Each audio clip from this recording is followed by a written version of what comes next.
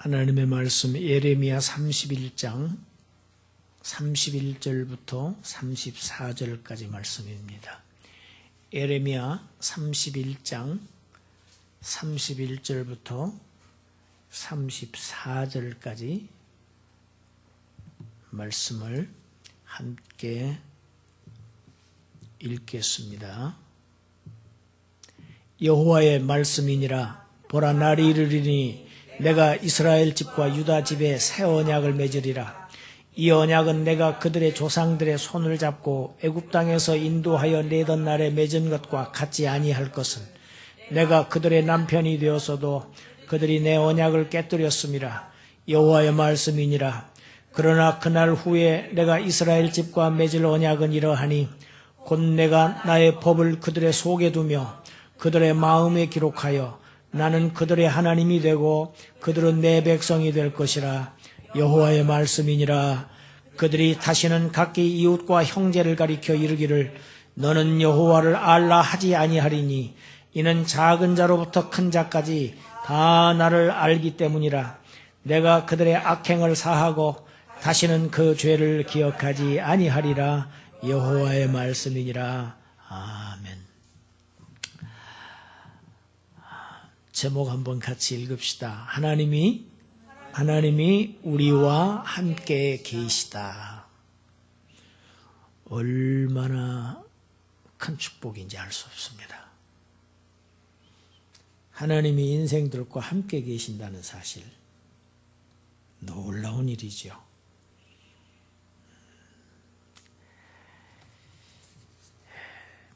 하나님께서 천지를 창조하심으로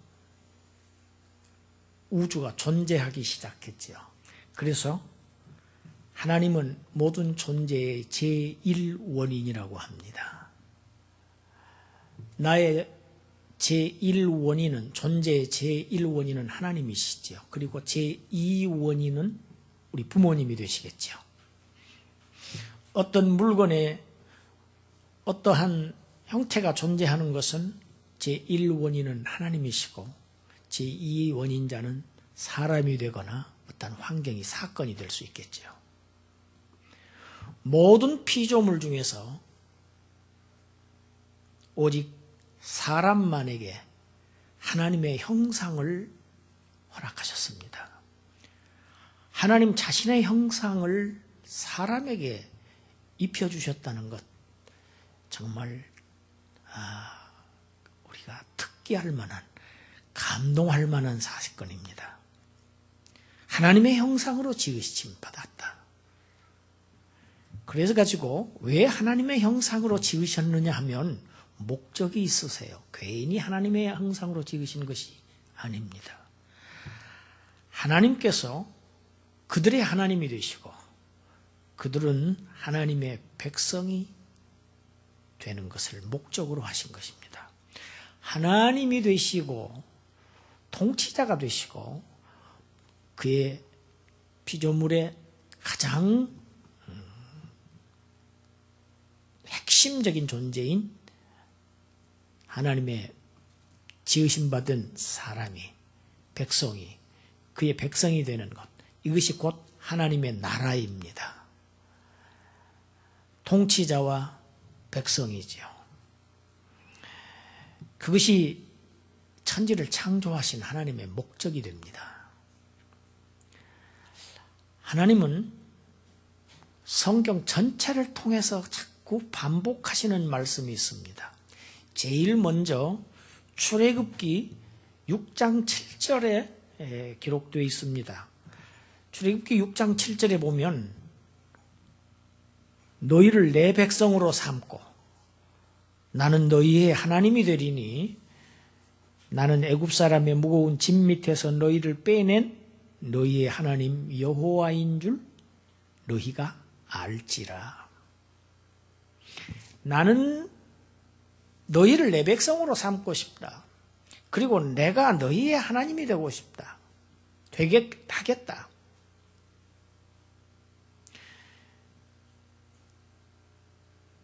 어떤 방법으로? 애굽 사람의 무거운 짐 밑에서 노예 생활하는 곳에서 사망의 세력에 매여 있는 그 인생들을 거기서 빼어내어서 구출해서 이제 너희가 나를 너희의 하나님인 줄, 여호와인 줄 알게 하기 위해서이다. 여러분, 하나님은 우리가 하나님을 알기를 원하십니다. 이것이 목적이에요. 하나님 자신을 알리시는 것이 목적입니다. 백성이 되어서 하나님을 알게 되기를 원하셔요. 그래서 쭉 출애굽기를 읽어보면 출애굽기 25장 8절에 가서 내가 그 하나님의 특별히 택하신 선민 이스라엘 백성 중에 거하시겠다고 합니다. 그들 한복판의 중심에 계시겠다고 하세요. 그래서 내가 그들 중에 거할 성소를 지으라고 하시죠. 그래서 사람들이 성막을 짓습니다.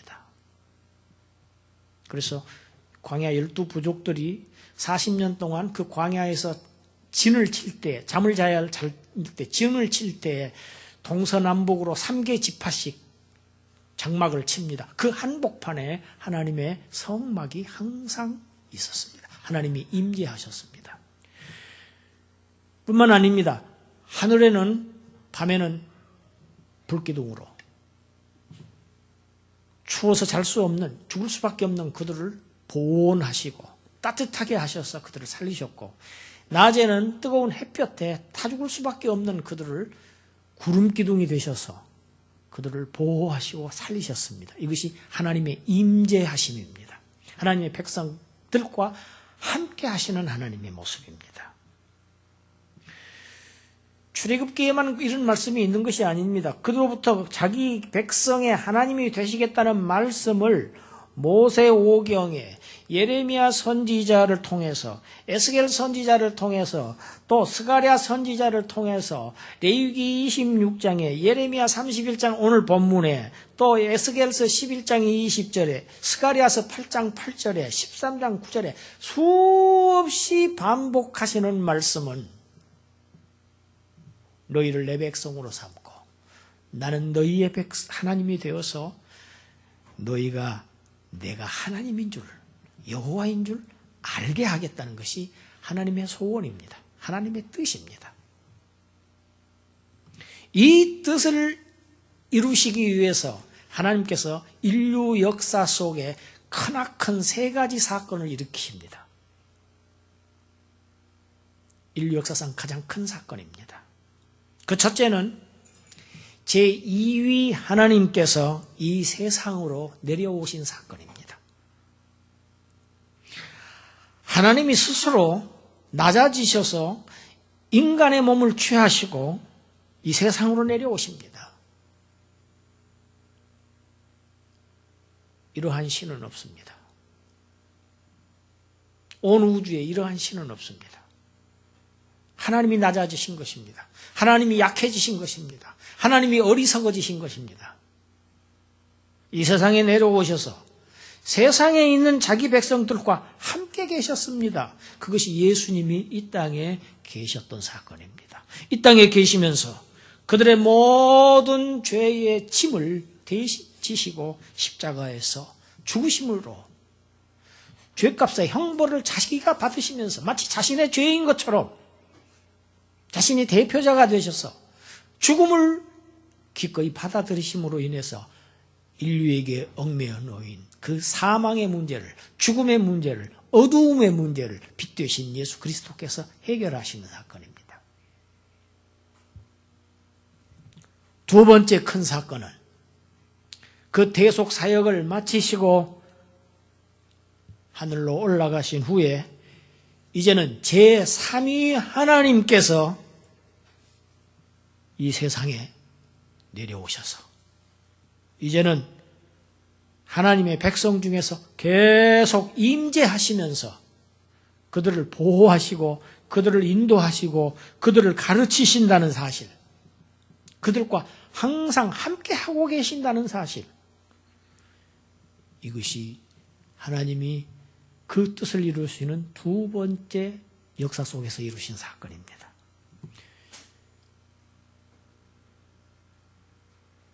이 놀라운 사건이 바로 사도행전 2장에 기록되어 있는 오순절 성령 강림 사건입니다. 오늘이 바로 그 사실을 감사하고 기념하는 성령 강림절을 저희들이 지키고 있습니다. 이제 얼마 안 있으면 세 번째 놀라운 사건이 일어날 터인데, 그것은 우리를 구속하시고 하늘로 올라가신 그 그리스도께서 이제는 심판주로 다시 이 땅에 오신다는 재림 사건입니다. 그때 인류에게 죽음을 안겨주었던 그 사탄과 그를 추종했던 모든 세력들, 즉 생명책에 기록되지 못한 모든 자들이 사망과 음부에 던져질 것을 성경의 마지막에서 기록하고 있습니다. 그때 동시에 사망도, 마지막에 멸망할 것은 사망이라고 그랬어요. 그 사망이 불못에 던져지는 마지막 심판이 있을 것을 마지막 성경이 기록하고 있습니다. 그리고 난 뒤에 비로소 이제 하나님의 백성들은 다시는 사망이 없고, 애통하는 것도 없고, 곡하는 것도 없고, 아픈 것도 없고, 그러한 새 하늘과 새 땅에서 성삼위 하나님과 지금까지 처음에 오셨던 이위 하나님과 지금 우리 속에 우리와 함께 계시는 성령 하나님과 성부 하나님과 이 성삼위 하나님과 함께 영원한 삶을 누리게 될 것을 성경은 분명히 확인하고 약속하고 계십니다. 오늘 처음 본문 중에서 처음 두 절은 제2위 하나님인 성자 예수님께서 이 땅에 오셔서 하나님을 배반한 백성들, 그들의 죄악에 대한 형벌을 대신 받고 십자가에서 죽으심으로 그들의 죄악을 사하실 것을 약속하신 새 언약입니다. 구약에 많은 언약들이 있었습니다. 아담에게 언약을 하셨습니다. 이것을 따먹지 말라. 이것은 언약입니다. 명령만이 아닙니다. 그것을 예로 대답했다는 얘기입니다. 그것을 따먹지 않으면 죽음이 그에게 임하지 않을 것을 약속하신 하나님의 언약입니다. 이것을 아담 언약이라고 합니다. 노아에게도 언약을 하셨습니다. 다시는 내가 물로 세상을 심판하지 아니할 것이다. 노아 언약이라고 합니다.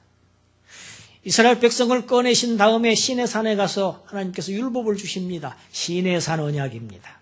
이 법을 지키면 내가 너희들의 하나님이 되고 너희는 내 백성이 될 것이다. 그러나 이 모든 언약들 마지막에는 다윗을 통해서 약속을 하십니다. 내 후손 중에서 내 씨가 나올 것이다. 다윗의 후손 중에서 메시아가 나올 것을 약속하시는 것이 다윗 언약입니다. 이렇게 성경에는 수많은 구약의 언약들이 주어지는데 그 언약이 오늘 본문 예레미야 31장 31절을 기점으로 해서 그 언약이 완전히 갱신됩니다. 새 언약으로. 옛 언약이 새 언약으로 갱신됩니다. 그래서 오늘 본문에 그렇게 되어 있죠. 날이 이르리니 내가 새 언약을 세우리라. 왜? 그들이 내 언약을 깨뜨렸기 때문이다. 옛 언약을 깨뜨렸기 때문입니다. 여러분, 이 새 언약을 예수님께서 새 언약의 메시아입니다. 누가복음 22장 20절에 보면 예수님께서 이렇게 말씀하시죠. 같이 읽어봅니다. 저녁 먹은 후에 잔도 그와 같이 하여 이르시되 이 잔은 내 피로 세우는 새 언약이니 곧 너희를 위하여 붓는 것이라. 예수님의 피로 세우신 새 언약, 십자가에 죽으셔서 그들의 모든 죄악을 사하실 것을 약속하신 새 언약입니다. 여러분, 이 새 언약은 이미 구약의 선지자들이 다 예언했던 바입니다. 이사야서 선지자가 이사야서 53장 5절 6절에서 이미 예약했죠. 그가 찔림은 그 자신의 허물 때문이 아니고 우리의 허물 때문이요. 그가 상함은 우리의 죄악 때문이라. 그가 징계를 받아서 우리가 평화를 누리고 그가 채찍에 맞음을 통해서 우리가 나음을 얻는다. 우리는 다 양 같아서 그릇 행하여 각기 제 길로 갔지만 여호와께서는 우리 모두의 죄악을 그에게 담당시키셨도다. 우리 모두의 죄악을, 하나님을 배반한 죄악을 당신의 아들에게 다 담당시키실 것을 이미 이사야 선지자가 예언했던 대로 예수님께서 이제 그 언약을 이루시기 위해서 내 피를 흘리실 것을, 십자가에서 죽으실 것을 지금 말씀하시는 장면입니다. 마지막 밤이죠. 붙잡히시던 밤에 지금 제자들과 성만찬을 하신 후에 지금 성만찬의 광경입니다. 이사야서 53장의 예언에서 한 걸음 더 나아간 것이 오늘 본문 33절, 34절입니다. 두 절입니다.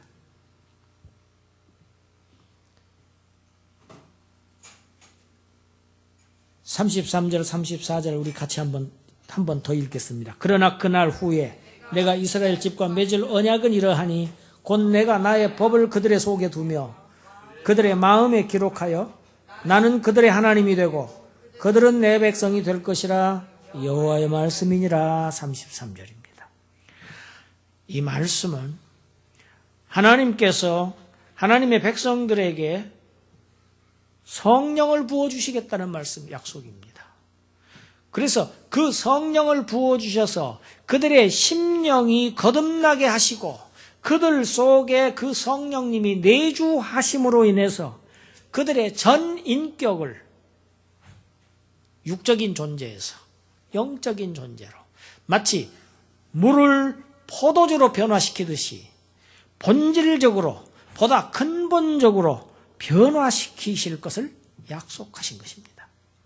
이것이 중생입니다. 성령으로 거듭나게 하시는 것입니다. 육적 존재였던 우리들이 이제 영적인 존재로, 이게 하나님의 자녀로 이제 새 출발을 하는 것입니다. 새로운 출생입니다. 이 약속이 바로 사도행전 2장에서 나타난 오순절 성령 강림 사건입니다. 구약의 많은 선지자들이 하나님의 메시지를 정했습니다. 전했지만 그것을 거절했습니다. 알아듣지를 못했습니다. 그래서 그릇된 길로만 행했던 것이 이스라엘의 역사입니다. 우리가 잘 아는 호세아 선지자도 호세아서 6장 1절부터 3절 사이에 오라 우리가 여호와께로 돌아가자. 여호와께서 우리를 찢으셨으나 도로 낫게 하실 것이며 우리를 치셨으나 싸매어 주실 것입니다. 여호와께서 이틀 후에 우리를 살리시며, 우리 2절부터 같이 한번 읽어봅시다. 여호와께서 이틀 후에 우리를 살리시며 셋째 날에 우리를 일으키시리니 우리가 그의 앞에서 살리라. 그러므로 우리가 여호와를 알자. 힘써 여호와를 알자. 그의 나타나심은 새벽빛같이 어김없나니 비와 같이 땅을 적시는 늦은 비와 같이 우리에게 임하시리라 하니라. 여러분, 사흘 만에 살아날 것을 이미 호세아 선지자를 통해서 말씀합니다. 그러면서 이스라엘 백성에게 뭐라고 얘기합니까? 우리가 여호와를 알자. 하나님의 뜻을 우리가 똑바로 알자. 그래서 하나님께로 다시 돌아가자. 하나님에게서 돌아섰던 하나님의 백성들 이제 하나님께로 돌이키자. 힘써 여호와를 알자. 그가 우리에게 임하실 것이다. 우리에게 다시 오실 것이다. 이렇게 부르짖었지만, 소리쳤지만, 그러나 그들은 하나님께로 돌이키지 않았습니다. 하나님의 뜻을 알지 못했습니다. 알아들을 수 없었어요. 그들의 지혜로는 인간의 유한한 지식으로, 인간의 유한한 지혜로는 하나님의 말씀을 알아들을 수 없었기 때문입니다. 그러나 이제는 호세아 선지자가 했던 것처럼 우리가 하나님을 알자. 너희가 하나님을 좀 더 똑똑히 알아라. 더 깨달아라. 너희가 깨우달아야 된다. 너희가 깨달아야 너희가 본다. 여러분, 깨달아야 한다는 얘기가 정말 모순투성이인 단어입니다. 인간의 깨달음으로 구원을 얻지 못합니다. 이거는 인본주의에서 나온 단어입니다. 오직 하나님의 은혜로 하나님에게 주신 허락하신 믿음을 통해서만 우리는 하나님을 알 수 있고 하나님의 은혜를 받을 수 있는 것이지 내가 깨달아서 구원에 이를 수가 없는 것입니다.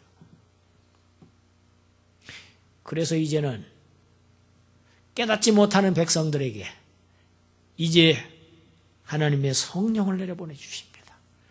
그들을 보고 아무리 깨달아라, 지켜라, 뉘우쳐라, 돌이켜라 아무리 해도 그들의 능력으로는 할 수 없다는 사실을 깨닫게 하시고 자신들의 무능함과 자신들의 전혀 부패함을, 전적인 부패를 깨닫게 하시고 이제 하나님께서 우리를 구원해 주시지 아니하시면 우리는 도리가 없는 민족이라는 것을 알게 하셔서 이제는 하나님의 성령으로 하나님의 성령을 보내주셔서 하나님의 성령을 그들 안에 두어주신다는 것이 나의 법을 그들 속에 두며 그들의 마음에 기록한다는 말씀입니다. 하나님의 법을 우리 속에 두십니다. 성령께서 우리 심령 속에 내주하심으로 인해서 하나님의 법이 우리 마음 속에 심령 속에 기록이 되게 하십니다.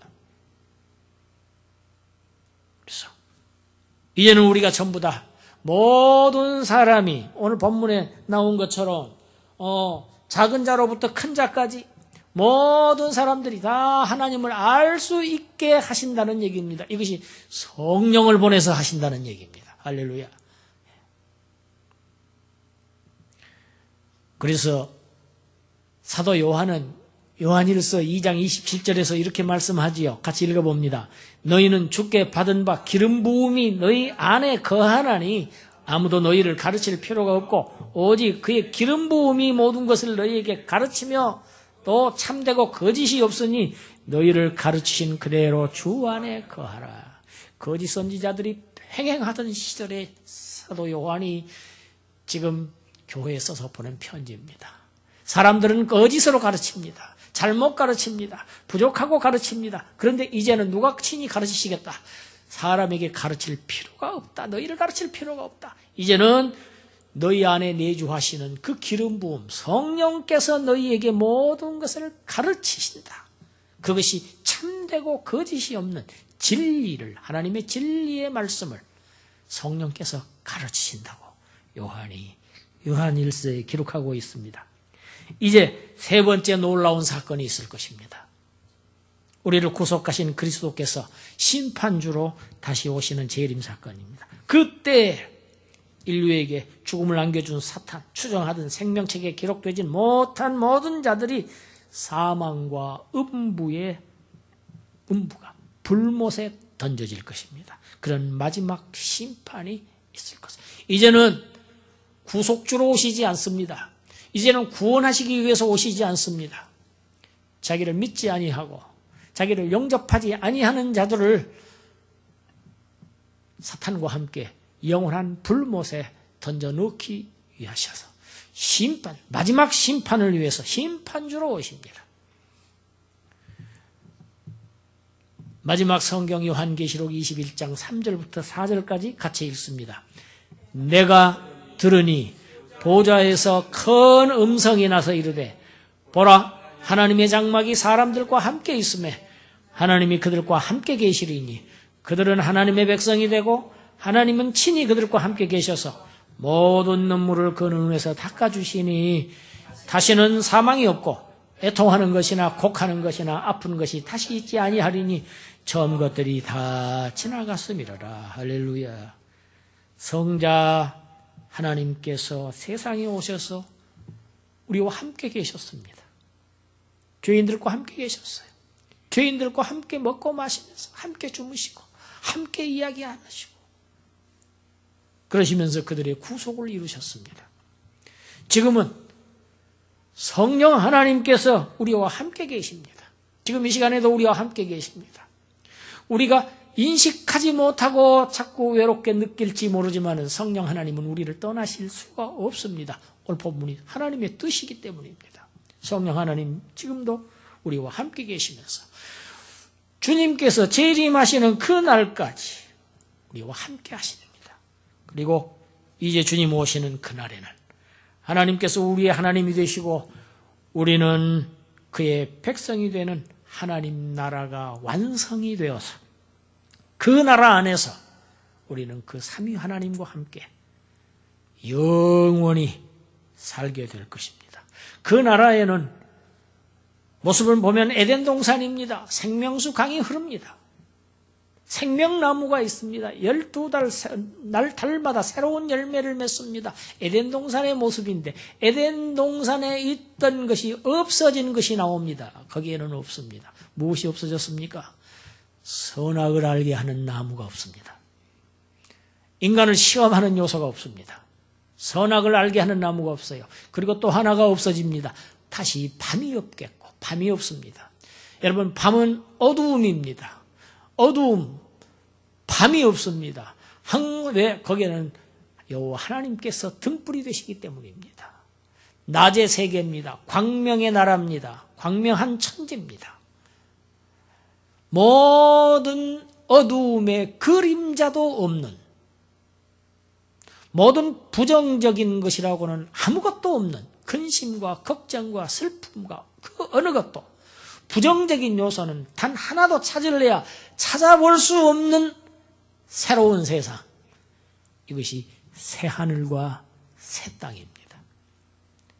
거기에서 그 하나님과 그 복된 나라 속에서 그 나라를 약속받은 저와 여러분들, 그 약속 안에서 거하며 약속받았습니다. 그 약속을 붙들고 지금 이 땅에서 하루하루를 살아갑니다. 그 약속 안에 거하며 하나님을 찬양하면서 하나님을 감사하는 그러한 성도들이 되셔서 마침내 그 나라를 상속받는 상속자들의 그 영광을 차지하게 되시기를 주님의 이름으로 축원합니다.